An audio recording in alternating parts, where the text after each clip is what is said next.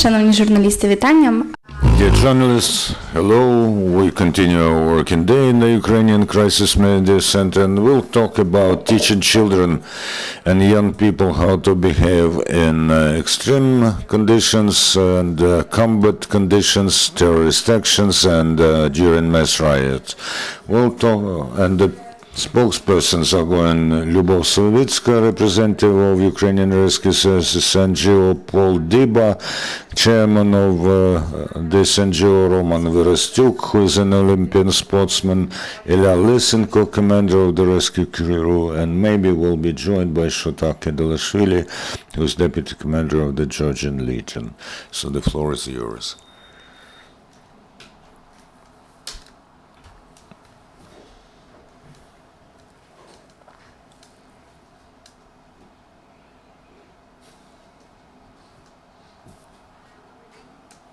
Good morning, I am Lyubov Savitska.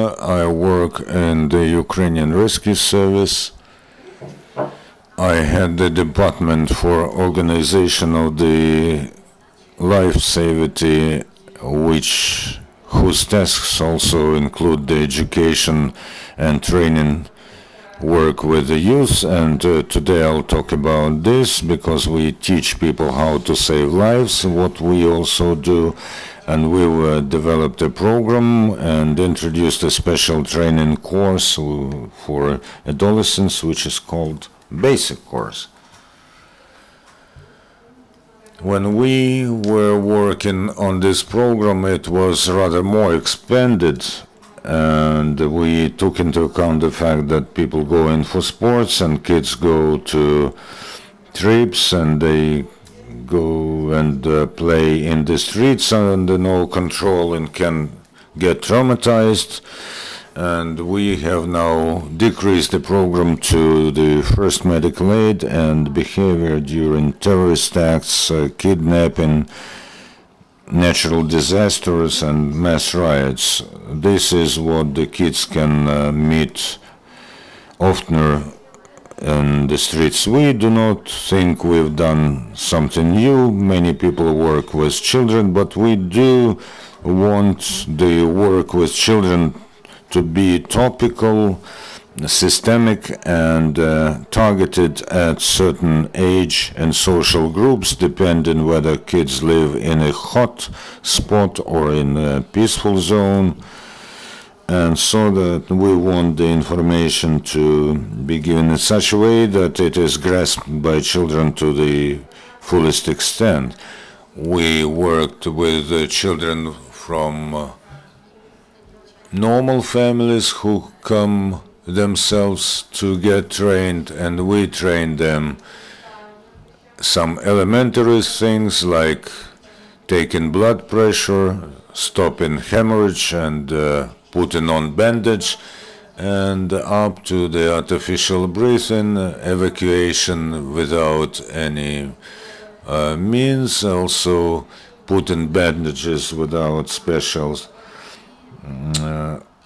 means, using whatever they may lay their hands on, and how to save life, and the appearance, a leg, an arm. You see how this happens. There are also adolescents in this, among these children who know this from long ago because they grew among the rescuers, and they have these skills since 12 years or so. So some parents ask whether this is redundant knowledge and skills for children, but we know that children can do a lot, so for them this may come handy. Also, please show us photos. This is the work with kids who grew up in the streets, homeless children, and also those who spent some time, a significant time in penitentiary. This is a special category, and that's why they need a special approach, because in fact these children are indifferent towards their lives because their lives are of concern to no one. But if you use a specific approach, then you can train them as well. And by the way, these are the children who moved from Donetsk. They are from Donetsk Adolescent Penitentiary.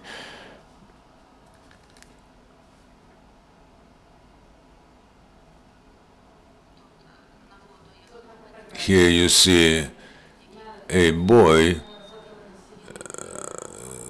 He was on the brink of death several times. However, he saved his life, so I think that it would be interesting for him that his co-evils learn how to do this.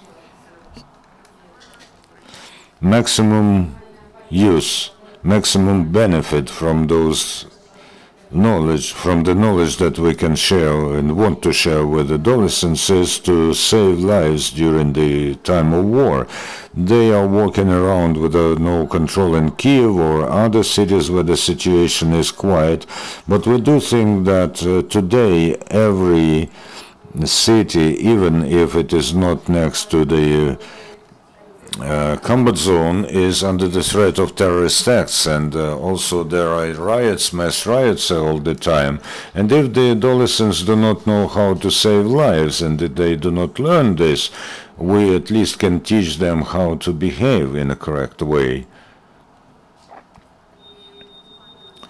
and how they do not complicate the situation themselves, or at least not hinder the professionals. So this is the task. Thank you. Thank you. I'll give the floor to the next speaker. If anybody would like to voice his or her opinion, maybe Virastiuk or Ilya Lysenko or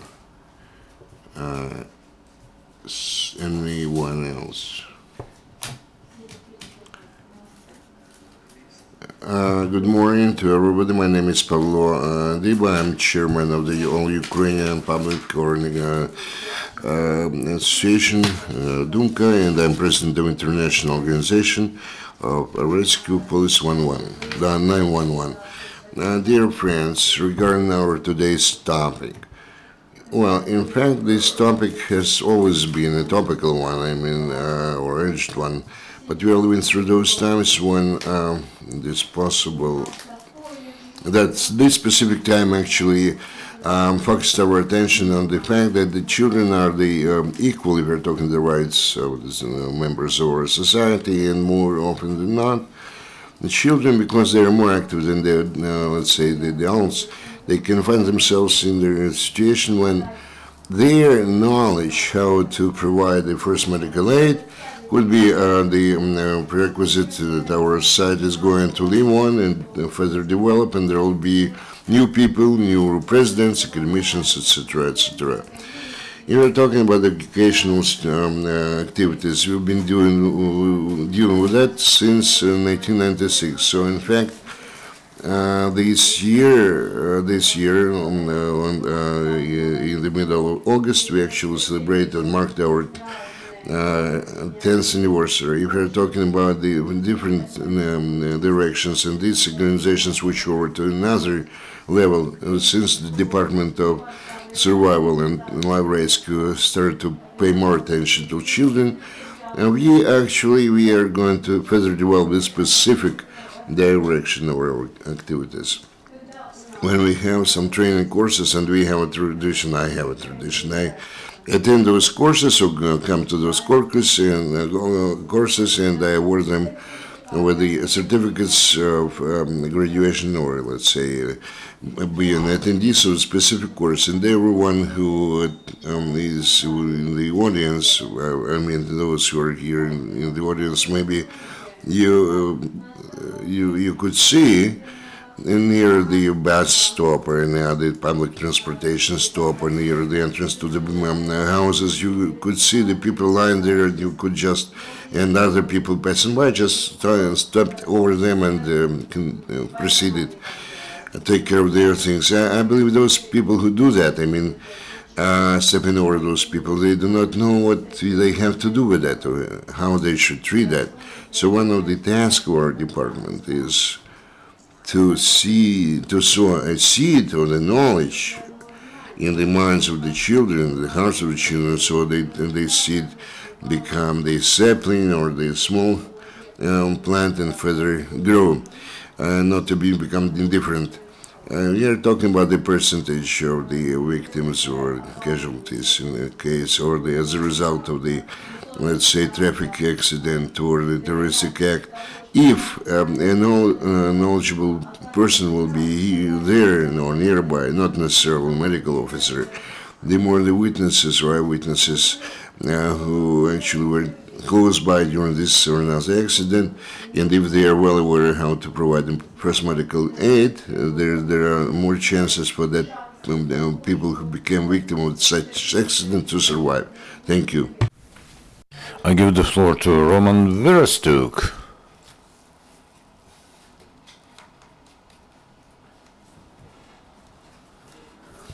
Hello, I'm Roman Virastiuk, and apart from being a sportsman with 25 years of record, I also head the Department for Olympic Sports. What our colleagues have said, they are ready to teach this and do this free of charge. Lyuba just forgot to say this. I'd like to add so that the information gets to those who require it. And we always want to hope for the better, but the life situations often turn in an unexpected way. So from the part of sport, I'd like to say that Lyuba and Pavlo said that children are moving around a lot, they go to trips, to day trips, but let's even not take the extreme situations like war and terrorist acts, let's take everyday life. And we do teach people for it. We will not going to live in tension forever, I hope. And kids are very weak physically. If earlier the school program was aimed at bringing up the boys as the future defenders of their motherland and girls as mothers, now these programs are broken, they are crossed out, they were branded as Soviet style yesterday. However, they were developed by specialists. You maybe remember there was a program, Be Ready for Work and Defense. It may hold a different name, but this should be there. This is a component of the general culture of a person. The sooner we understand this and the sooner we start to finance this sector to the necessary tune, we will then sooner start to build sports objects that provide everyone with the opportunity to go in for sports. Of course, it's understood that not everyone will become a champion, but every kid should have a chance to be healthy. And this is the task, first of all, for parents and the state. The state should provide the place where to go in for sports, and dad and mom should take kids by the hand and bring them there.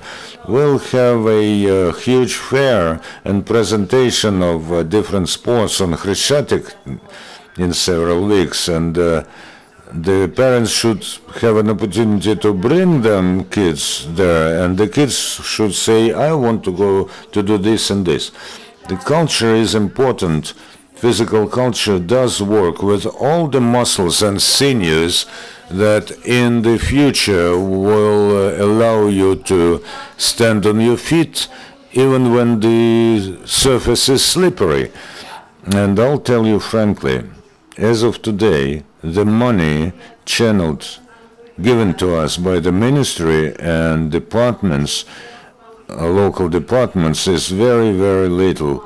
And they do not give us money. In the first term, the program was developed in the way that boys were prepared to be future defenders of the motherland. Do we have to prove now, at the hardest time that we live through, that we need this, that we need future defenders of the motherland?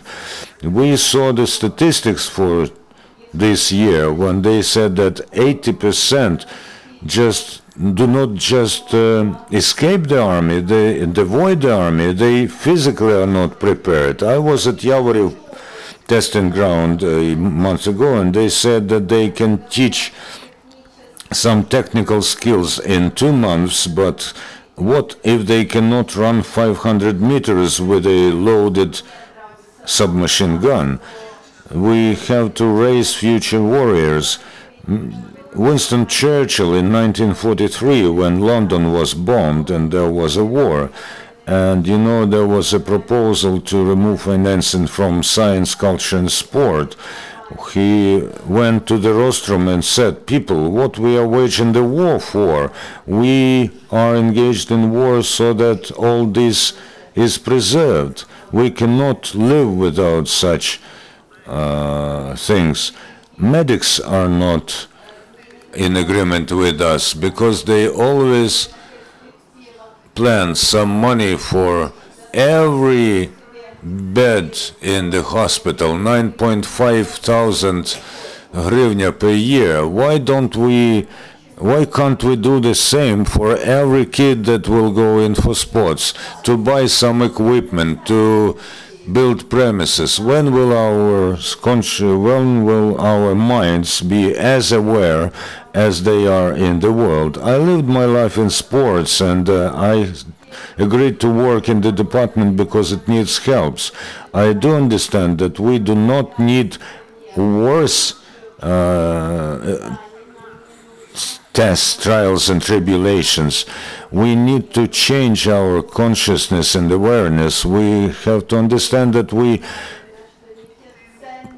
put stakes on wrong values, and material shall not take priority before the spiritual. It should be vice versa. A sad thing that happened 3 days ago when kids suffered because of the object that was just lying there. We have to work here. We have to explain to kids. I liked very much when pyrotechnicians within 20 minutes told us how they can trap the objects that are just scattered along the way, and how they can be linked to some optical things, and how this can damage the children. Whatever was happening in the world is now happening here in our country. And you know, there may be a beautiful toy or a pencil case lying on the road, or a mobile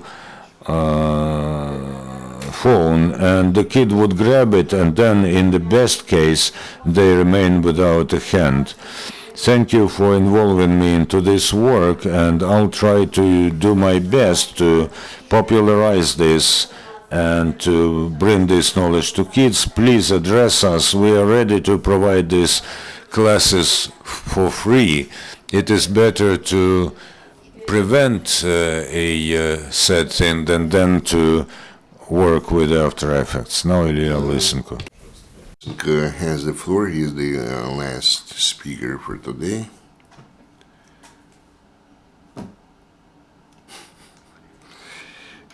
Good morning, dear ladies and gentlemen. I'm going to speak Russian. My name is Ilya Lysenko. I'm a head of the foundation Osap Khatabich. My nickname is Khatabich, actually. I myself, I actually represent the foundation. We, from the very first day of the war, we were involved in evacuation of the wounded and those who found themselves in the zone. You know, before we had in Chernobyl NPP zone, the zone of which was called the zones of the alienation, and now we have the same here.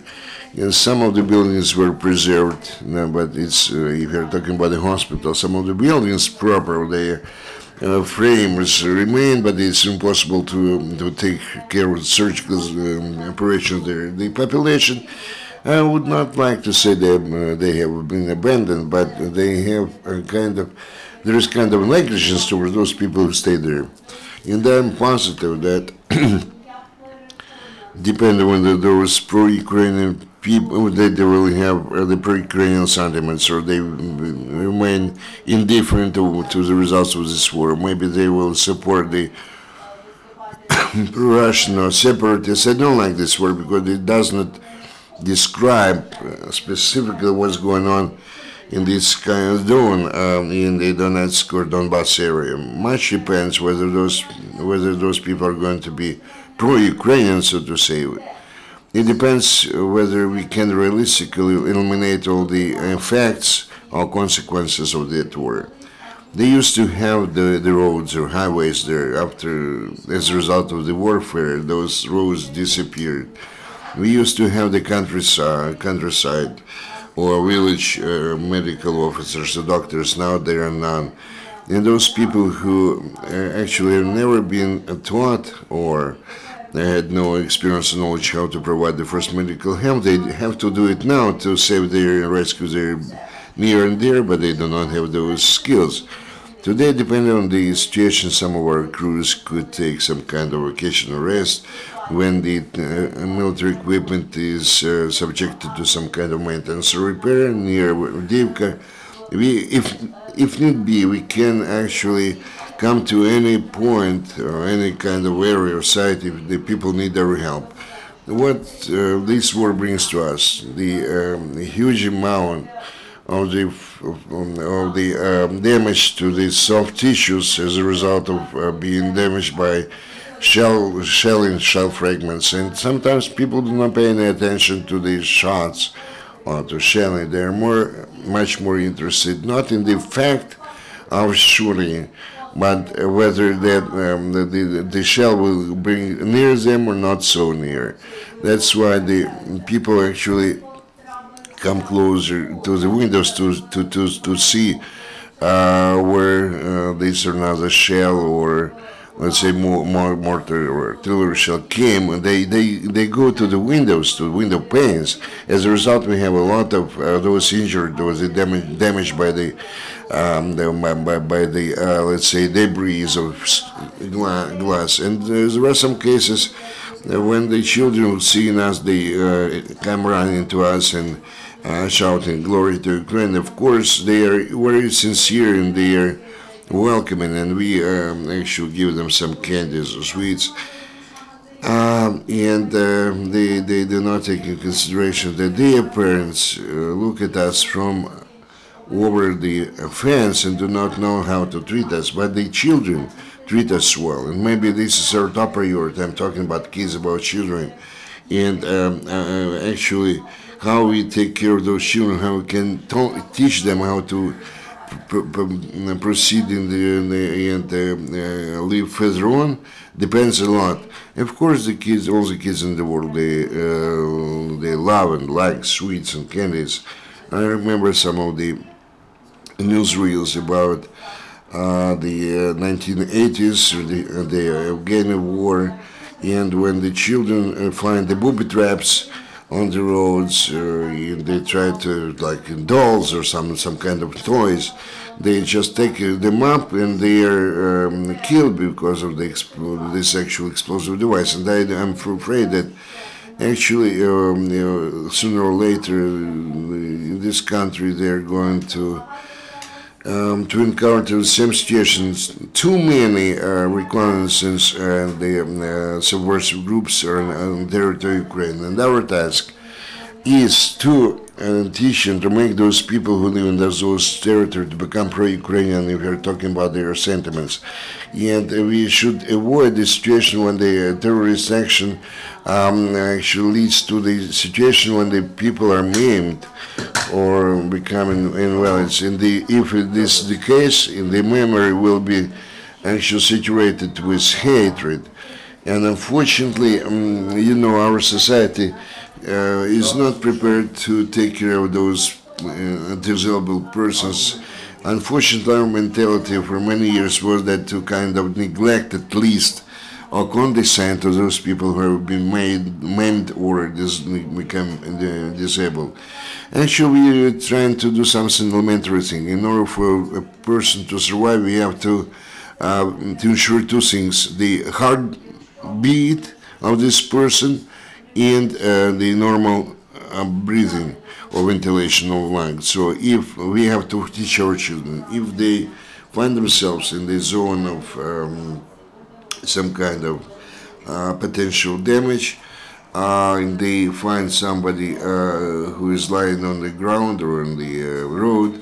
Not always you have to check that person to see whether it's okay, everything's okay with him or not. Sometimes better to leave him or her alone, just to make sure that his or her heart is still working and he or she breathes. When we started this program, and very rarely in our crews we have the true physicians, I mean doctors. More often than not, we have the paramedics. Some of us, we were the notary officers or lawyers or businessmen or anybody else. But now when we came and encountered all those situations, we started to notice more grief and in our population during the war time, which we are living through. Actually, over this period of time, we dealt with several dozens of the road accidents or incidents, and very often we are the first to arrive to this site of this accident, even before the road police does or the ambulances. And unfortunately, we know that the people surrounding around or some paramedics do not know how to provide this first medical assistance or aid. Even if they are provided with a medical kit, they do not know even how to use the contents of that. And this actually leads to the situation which we are living through today in our army. We can say that for the whole year we had a kind of hysteria situation around those medical kits or first aid kits. Not only our soldiers do not have such kits, they do not understand what to do that to rescue somebody else's life, because our people have never thought before how to save somebody's life or to give some medical aid. They were taught how to fight, and but they now have to have the knowledge how to provide. Let's say they put bandages to themselves or to their comrades. We have to understand, of course, the medical first aid medical kit is very good, but without the soldier, it's nothing. So we have to make sure that the soldiers, even without the first medical kit, can save somebody else. You know, I've been part of the dispute once when we had some kind of a party meeting. One of us was a former Afghan soldier. Another was for a long time, he served in some foreign army and our paratrooper. And our commander, paratrooper, and he started to say that he needs a tourniquet in order to save. The Afghan veteran remembered a gum bandage, and the guy who served in a foreign army said, "I don't need anything." And after this we held a competition, pretending that left leg and left arm are wounded and you need to put bandages on them. And as a result, the guy who used his bandana to bandage the wounds did this, and he really was faster than his comrades. So in reality, those survive who do fight for their lives and who understand how to fight for them. I do agree with you as far as sports is concerned. Sports, regrettably, we do not practically see it on the screens of televisions. I do not talking about some high-ranking competitions like World Championship, Football Championship. I am not talking about the sports that cost millions. I talk about the sport you play in your yard or on the street in universities and schools, where the sport should bring the future to the country. So we do not see it on TV screens, on advertisement. We see more and more naked bodies and some empty phrases, but I do see the future of our country when the nation will be healthy, and you cannot be healthy without sports. I see my Ukraine as a country that will be possess absolutely healthy genetic fund, and you cannot do this without sport, because this is sport that makes our bodies to look for reserves and fight different illnesses. And if we fight this, then our kids become healthier. Of course, I see now, you can say a lot that a lot of things done in the Soviet Union was not right, but now I see that commandos who come back from the front line are restoring the so-called commando clubs, the paratroopers club, and there we will raise children who will be able to provide some medical help, and in the end they will be able to defend themselves and this great country, which is really great. I'm also ready to answer your questions. And we will give the floor to another speaker, and then we'll go to questions and answers. And now the floor is given to Shota Kedelashvili, who is Deputy Commander of the Georgian Legion.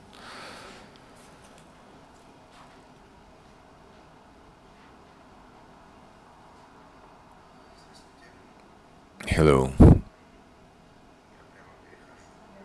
I'll go straight into the subject, because the main thing is not that there is a war in the country and you should mobilize for the war. We have to know a lot, because war is for military, of course.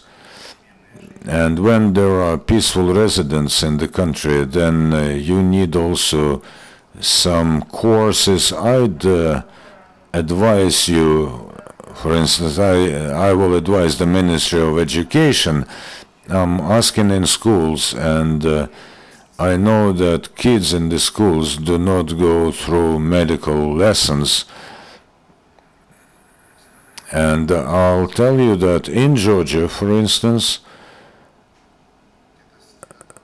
starting from grade 9, we start to prepare children, because we remember what happened in Georgia in 2008. I'm not trying to scare anybody, but you know, the war is not just in the east, because Ukraine is a big country, but you've seen terrorist acts happening in Odessa and Kharkiv, how peaceful residents died. And the human life depends not only on a person who gets wounded, but also those who are next to you have to know something.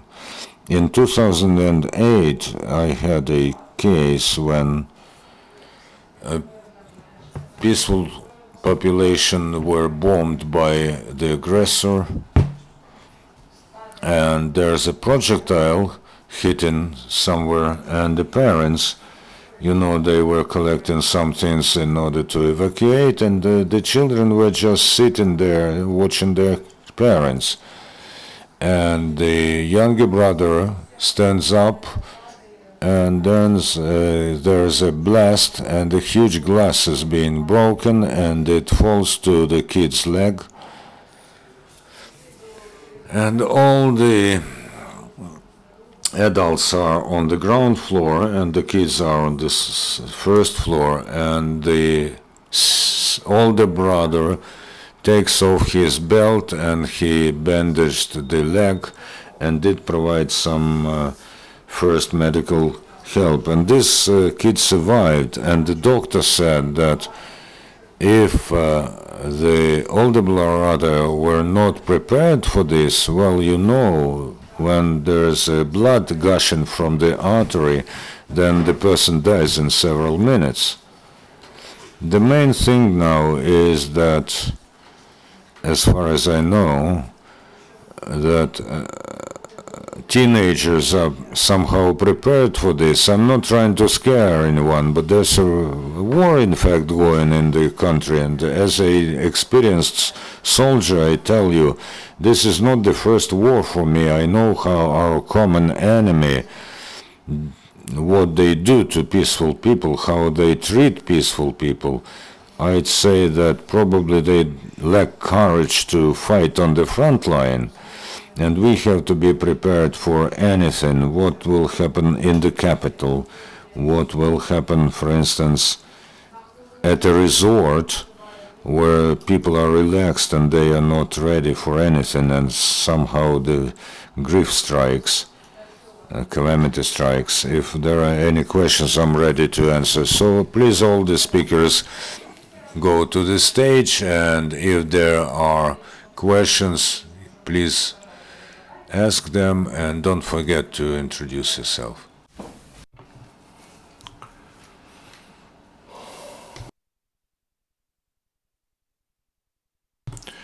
My name is Marin Makushenko, TSN 1+1. In the high schools, they have lessons of survival, and it's kind of basic course, and how your course actually is different from the one in the schools. And do you have any statistics where you do offer your program? Do you come to different high schools and take this training? I can explain the difference what's taught in this school. This kind of practical skills or knowledge. When we're working with teenagers, each of them actually take this kind of practical training, like the stop of the bleeding or the artificial ventilation. Each of them try themselves in that. Then we have kind of a small test where they have to prove that they have been taught and they know what to do. So we can say that in the school they offer more academic.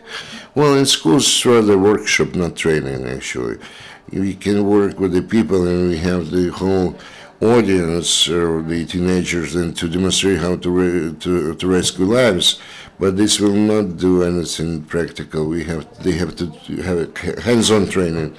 We teach in our academy, Academy of Municipal Police, where the children are taken there by their parents, the socially unprotected layers, straight up population, invite themselves, for example, the homeless children or under the age. We've been invited to the Lviv orphanage, where actually the children from the not really from good families are taught, and we have to go there and teach them. So you stick not the problems of finances, but the lack of interest on the part of those who come there. Our task is to teach the teenagers how to help themselves. But others, some kind of organizations which are interested in this, we do not have the problem. We are only in the beginning of the road. We're starting our work. And we hope that we will be able to continue that. We do not have any hindrances or obstacles. Nobody tells us you shouldn't do that. No need for you to do that.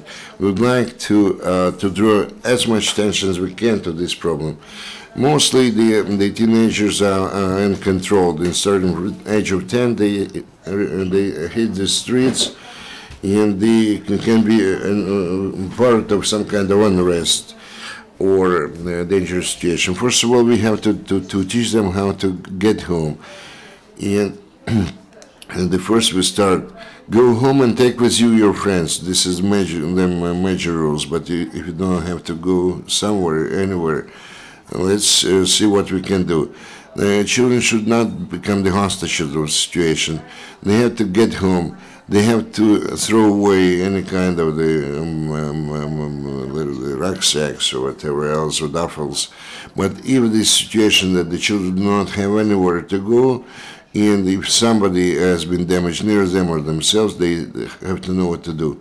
What's the duration of this course? And okay, we provide the training for different categories. I mentioned at the beginning of my speech that we have to take care of the age bracket, then the social status of children, the conditions they live in, and what they encounter more often than not. For example, different priorities, different hazards or dangers. If people live near the sea, our accent or emphasis will be put on this situation. But today we try to teach all the adolescents or teenagers, irrespective of the region they live in, how to behave in case of the terroristic acts or public unrest or shooting or something like that. That's it. I would like to have some clarification. Didn't mention regions. Did you provide those courses in Kyiv, 1 or 2, or in Sumy, or Uzhgorod, or Donetsk? You're talking about the course, the training. We worked in Kharkov for the whole spring and summertime. We worked in Kharkov, just in one city. No. We worked with the children coming from the social and protected person only in Kharkov. If you're talking about those adolescents who are interested in themselves, so their parents take them, we work in Kyiv. So far, you work in 2 cities, yes, that's true. Starting from the beginning of the new academic year, we are going to go to Lviv or anywhere else where they invite us to do. So you start to work in spring, and this program has been in place for half a year. Does Roman teach people to throw the some of the disc or something like that, push the shot? I would like to explain the training of the children was always really very important to us, but first of all, we wanted to provide training to those who wish to be trained or taught. The department, over a half-year period of time, placed an accent on children. In fact, our organization deals with the children starting from 1996. We have such a product, which is called the Inspector for the Legal Protection. This is a person who tries to protect the rights and freedoms of people, but the right to get the necessary aid is also a constitutional right of any person. And the knowledge and the skill how to provide this help or assistance is also the duty of all the citizens, but unfortunately we do not know too well our rights and duties. If you're talking about the children, this age bracket, our inspector, our specialist who himself or herself goes through special training in the majority of cases before the summer vacations or summer holidays. During these summer vacations, we go to the children camps when we gather the children, and our inspectors work with them there. We use directly the curricular or training process, which is taken care of by one of the department. We are talking about the Academy of Municipal Police. They place a special emphasis on working directly with children. A kid starts to perceive the information, seriously, perceive information starting from the grade 3 or 4 in high schools, when it becomes very interesting to teach the people, the children. The more so we will provide this training kind of very, in kind of the game format. For example, what children have to do if they become the eyewitness of some kind of accident, including the road accidents. So in reality, the Department of Ensuring the Lives Rescue and Survival concentrates the attention on teaching the children who are mostly mobile or active and can find themselves under a situation when in reality can negatively impact their further life of those children proper, and of course the lives of those people near which they can find themselves. Can you say about the number of the children who went through this course in Kyiv and Kharkov? How many of those over the whole period of the operational organization? Really, it's very difficult to give you an accurate figure, maybe several thousand. But we are talking about what Lyubov deals with that. Maybe she knows better than me how many people, children. You mentioned Kharkiv and Kyiv. for the half-year period of time, 6 months period of time, how many children went through this kind of training. You know, the time is very important here, time factor. Those teenagers who were taken from Donetsk penitentiary children, penitentiary facility, we worked with them 1 week. For example, 8 hours per day, this is a group of 10, in order to provide the full-fledged and productive training, I mean. And with those children I mentioned before, we worked with them longer. We not only provide the basic course, but something more than that. We are talking about under 100, let's say, underage children. This is according to the new curriculum, which we always introduce some corrections and improvement. In the last from my question from myself, you said that you face the problem in reaching this or another town or city because there is a lack of awareness there. So, Roman, the question to you. You mentioned that you're working today in the department. Can you contact with the Department of Sports or Education or any other so that the localities to ensure that those people who work locally, they can help you to organize this kind of training there? I believe that today this will provide an impetus to myself personally. There are the heads of departments. They are at all the regional departments. There are some special establishments, the faculties in different the higher educational institutions. By the way, I don't know who thought about that actually in more than 25 higher schools, they actually eliminated the physical training the departments, and it seems to me that they. I don't know who was that smart, so to say, to close those chairs of physical training, those institutions, because I mentioned already that we have a lack of attention to physical training of young people and children. And why I believe that I can do something about that, because we have somehow to take care. If you're talking about those funds which are allocated for this, we should not just scatter those. Our approach was always, to equal distribute the money for those who take care of some kind of competition or contest. So the function of the state is to further develop the sports and to provide the kind of mass scale involvement. But we have to channel money specifically to those places where there is a chance for the kids need someone to follow. They want to be like someone. They want to achieve what Yana Klochko or Sergei Bubka achieved. That's why I think that it's better to accumulate this money not for mass sports and to channel money in a targeted way to where we will have medals.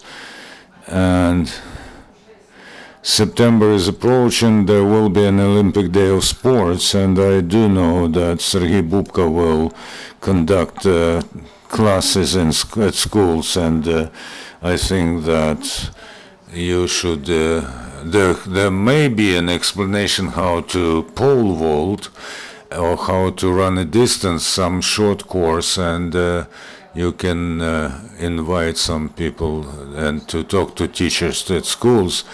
And the question from the Ukrainian Crisis Media Center, you said that you were invited to give such a class in Lviv.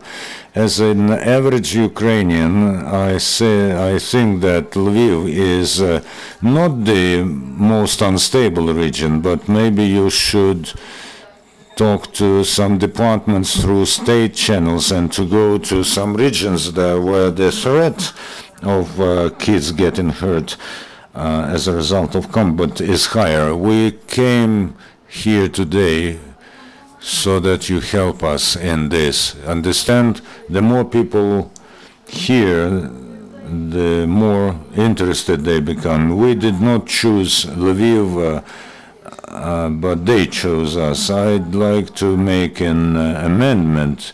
you were talking about age groups and sort of how to bring information to them.